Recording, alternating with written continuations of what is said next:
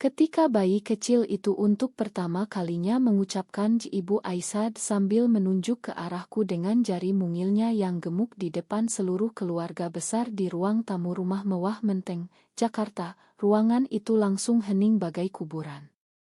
Semua mata tertuju padaku dan Rina yang berdiri di sampingku dengan wajah pucat pasi, dan saat itu juga aku tahu bahwa rahasia cinta kami selama 5 tahun terakhir tidak lagi aman. Ambisiku untuk menjadi direktur utama Nusantara Energi akan hancur berkeping-keping atau justru menjadi satu-satunya senjata untuk selamat.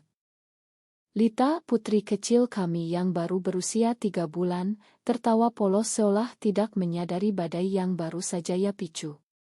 Rina buru-buru menggendongnya sambil berbisik, "Sayang, itu Bibi Aisyah," tapi suaranya bergetar. Ayahku, pemegang saham mayoritas perusahaan, mengerutkan kening. Budi Santoso, wakil direktur yang selalu iri padaku, tersenyum tipis di sudut ruangan seolah baru menemukan harta karun. Aku merasa jantungku hampir copot. Ini bukan sekadar pesta ulang tahun perusahaan. Ini adalah malam di mana segalanya bisa berakhir.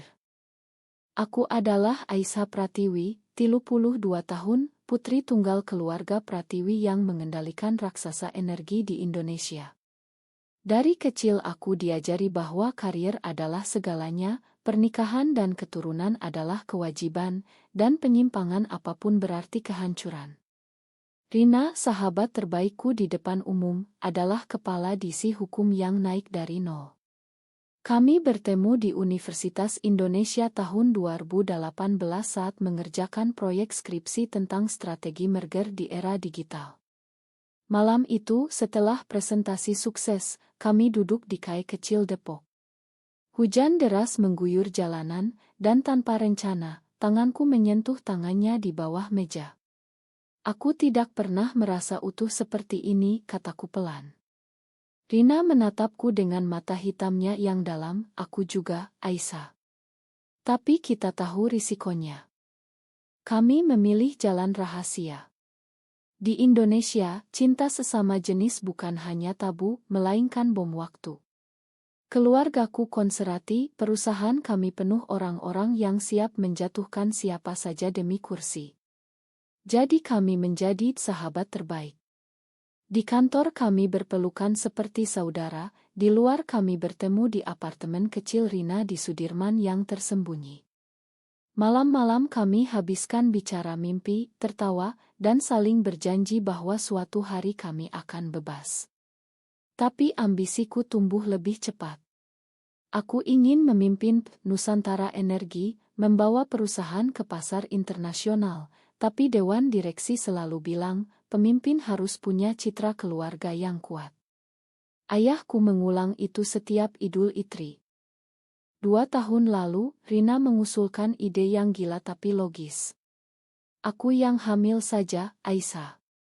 Pakai donor anonim.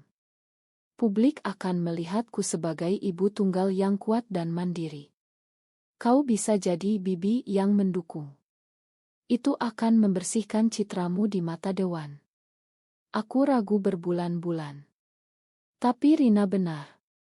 Di dunia bisnis Indonesia, seorang wanita tanpa keluarga selalu dipertanyakan. Kami pergi ke klinik swasta di Singapura, jauh dari mata orang. Kehamilan Rina berjalan lancar meski ia harus menyembunyikan mual di ruang rapat.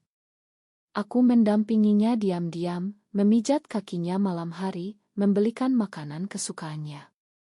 Cinta kami semakin dalam, tapi juga semakin berat. Sekarang, dengan Lita lahir, aku pikir semuanya terkendali. Tapi panggilan Ibu Aisyah itu mengubah segalanya. Malam itu, setelah tamu pulang, aku dan Rina duduk di teras belakang. "Kita harus bicara," kataku pelan. Rina memeluk Lita lebih erat. "Apa yang akan kita lakukan sekarang, Aisyah?" Budi sudah mencium bau. Aku menatap langit Jakarta yang penuh polusi. Ambisiku berkata mundur, tapi hatiku bilang lindungi kami. Aku tidak tahu pilihan mana yang akan membunuh kami lebih dulu. Malam itu kami tidak tidur. Rina meletakkan Lita di bawah bayi lalu duduk di sebelahku, tangannya gemetar memegang gelas air. Aku takut, Aisyah. Kalau Budi bicara ke dewan, semuanya selesai. Kau bisa kehilangan kursi wakil direktur, aku bisa dipecat. Aku memeluknya erat, mencium keningnya, mencoba menenangkan meski dadaku sendiri penuh badai. Kita sudah bertahan 5 tahun. Kita akan bertahan lagi. Tapi dalam hati aku tahu kali ini berbeda. Lita bukan lagi rahasia di antara kami berdua, Lita adalah bukti hidup. Keesokan harinya di kantor, suasana sudah berubah. Budi menyapa Rina dengan senyum lebar, "Selamat ya, Bu Rina, bayinya lucu sekali." "Siapa ayahnya? Atau memang donor?" Rina tersenyum profesional, "Donor anonim, Pak. Saya ingin fokus karier dan jadi ibu tunggal yang mandiri." Aku berdiri di sebelahnya, pura-pura sibuk dengan tablet, tapi tanganku dingin. Rapat pagi berlangsung tegang. Dewan membahas proyek pembangkit listrik di Kalimantan. Aku mengajukan proposal ambisius yang bisa membuatku naik ke direktur utama. Tapi Budi langsung menyela, "Kita perlu pemimpin yang stabil, Bu Aisyah. Yang punya keluarga, bukan hanya ambisi." Kata-katanya seperti pisau. Siang harinya aku dan Rina bertemu di ruang arsip lantai 12, tempat kami biasa bicara rahasia. "Kau harus menjaga jarak di depan umum," kataku pelan. Rina menatapku tajam. "Jadi sekarang aku harus pura-pura tidak mengenalmu?" "Aku yang hamil 9 bulan sendirian, Aisyah. Aku yang melahirkan sendirian karena kau takut keluargamu tahu." Suaranya pelan tapi penuh luka. Aku memegang tangannya. "Ini demi kita berdua. Kalau aku naik, kita bisa punya kekuasaan untuk hidup bebas nanti." Rina mengangguk, tapi matanya berkaca-kaca. Itu adalah pertama kalinya aku merasa cinta kami retak. Bulan-bulan kehamilan Rina dulu penuh ketegangan.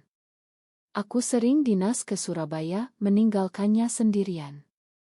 Rina harus menghadapi komentar rekan kerja tentang di ibu tunggal yang aneh. Aku pulang malam, membawakan sup ayam kesukaannya, memijat punggungnya yang pegal.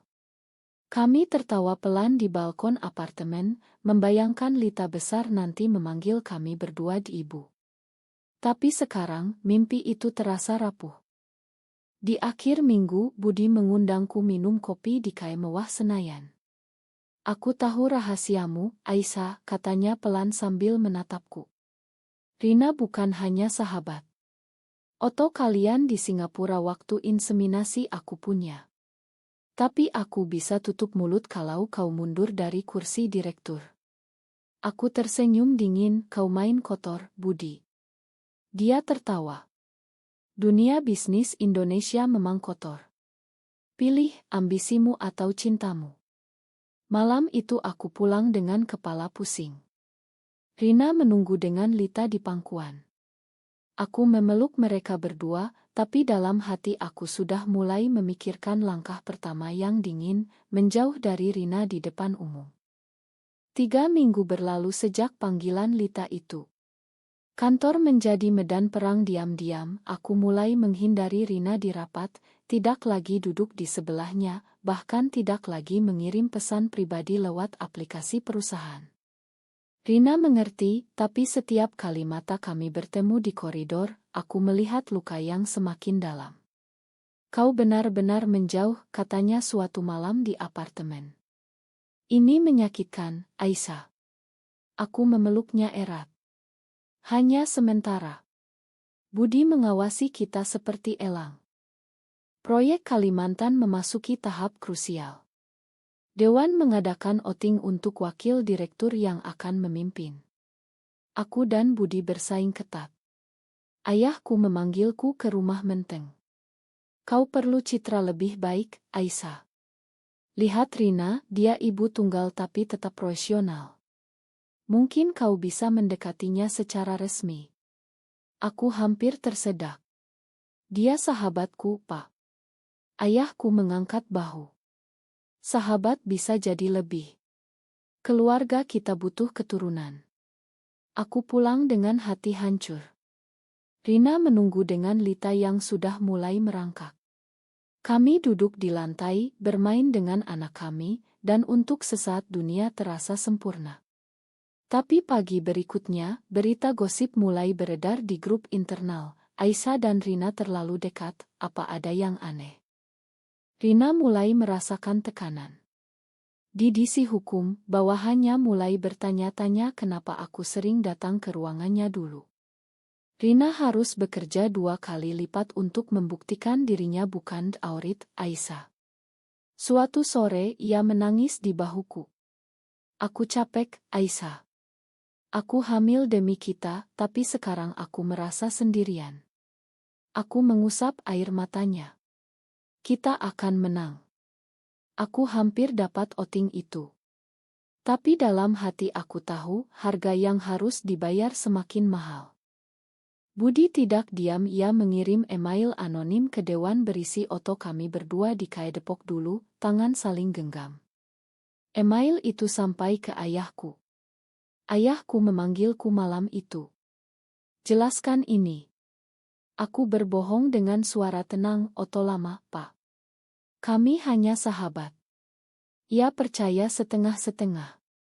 Tapi aku tahu kepercayaan itu retak. Malam itu aku membuat keputusan dingin pertama. Aku meminta Rina untuk tidak datang ke acara keluarga besar akhir pekan ini. Biar aku hadapi sendiri. Rina hanya mengangguk, tapi matanya bilang aku sudah mulai mengorbankannya. Outing akhirnya tiba. Aku menang tipis, menjadi wakil direktur utama. Seluruh kantor bertepuk tangan, tapi aku melihat Rina di barisan belakang tersenyum paksa. Malam perayaan, aku harus tampil sendirian di panggung, berpidato tentang nilai keluarga dan profesionalisme. Rina berdiri di sudut dengan Lita dalam gendongan pengasuh. Saat aku turun panggung, Budi mendekat. "Selamat, tapi rahasia kalian tidak akan selamanya aman." Lita mulai belajar bicara lebih banyak. Di rumah Rina, ia memanggil Ibu Rina dengan jelas, lalu menunjuk foto kami berdua di dinding dan bilang, "Ibu Aisyah." Kami tertawa, tapi tawa itu pahit. Suatu hari, pengasuh membawa Lita ke kantor karena Rina rapat mendadak. Di lobi, Lita melihatku dan berteriak, "Ibu Aisyah," di depan beberapa karyawan. Berita itu menyebar seperti api. Siang harinya, ayahku menelepon. "Bawa Rina dan anak itu ke rumah. Kita bicara." Pertemuan itu tegang. Ayahku menatap Rina tajam. "Kau hamil sendiri, tapi anakmu memanggil Aisyah ibu. Jelaskan." Rina menjawab tenang, "Lita masih kecil, Pak. Ia memanggil semua wanita dewasa yang dekat sebagai ibu." Aku diam saja, tapi tanganku berkeringat. Ayahku menghela napas. "Aku percaya kalian sahabat. Tapi jaga citra, Aisyah. Perusahaan tidak butuh skandal." Kami pulang dengan lega sementara, tapi aku tahu ini hanya jeda. Malam itu untuk pertama kalinya setelah lama kami bertengkar hebat. Rina menangis. "Kau diam saja tadi. Kau biarkan aku menghadapi sendiri lagi." Aku balas dingin, "Kalau aku bela kau terlalu keras, mereka akan curiga." Rina berdiri. "Mungkin kau memang lebih mencintai kursi itu daripada aku dan Lita." Kata-katanya menusuk. Aku pergi tanpa pelukan. Itu adalah malam pertama kami tidur terpisah dalam 5 tahun. Budi melancarkan serangan terakhir. Ia mengumpulkan bukti, foto kami di Singapura, rekaman percakapan di ruang arsip, bahkan transfer uang untuk klinik. Ia ancam akan bocorkan ke media kalau aku tidak mundur dari kursi wakil direktur. Aku bertemu dengannya di ruang rapat kosong. "Berapa yang kau mau?" tanyaku. Budi tertawa. "Aku tidak mau uang. Aku mau posisimu." Malam itu aku membuat keputusan paling dingin dalam hidupku. Aku memanggil rapat darurat Dewan Kecil dan mengumumkan bahwa aku akan menjaga jarak profesional dengan Rina demi citra perusahaan. Aku bilang di depan semua, Rina adalah sahabat baik, tapi kami hanya rekan kerja. Anaknya adalah tanggung jawabnya sendiri. Rina yang duduk di ujung meja menatapku seolah aku menusuknya. Setelah rapat, ia pergi tanpa kata.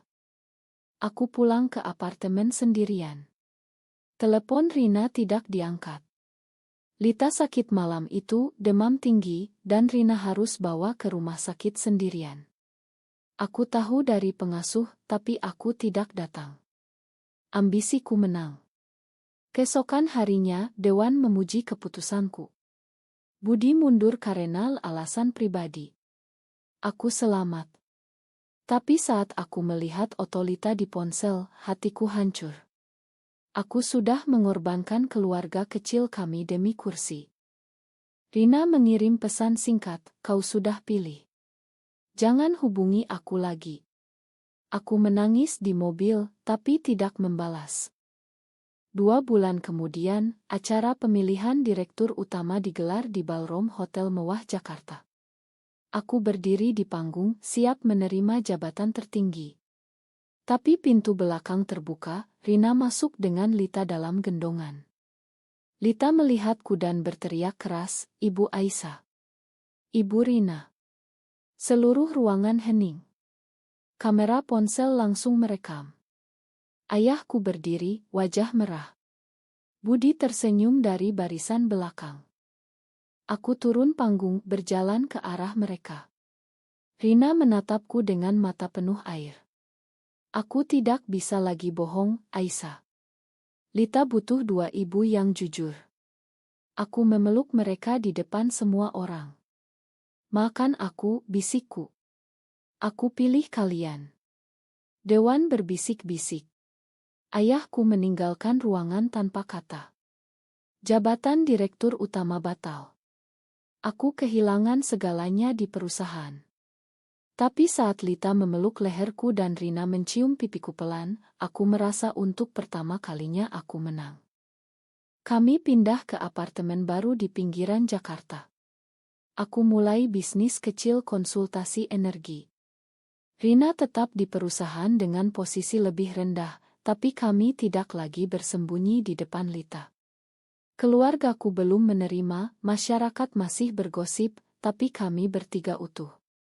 Benarkah bahwa dalam dunia kompetisi seperti ini, cinta sejati harus selalu kalah dengan ambisi?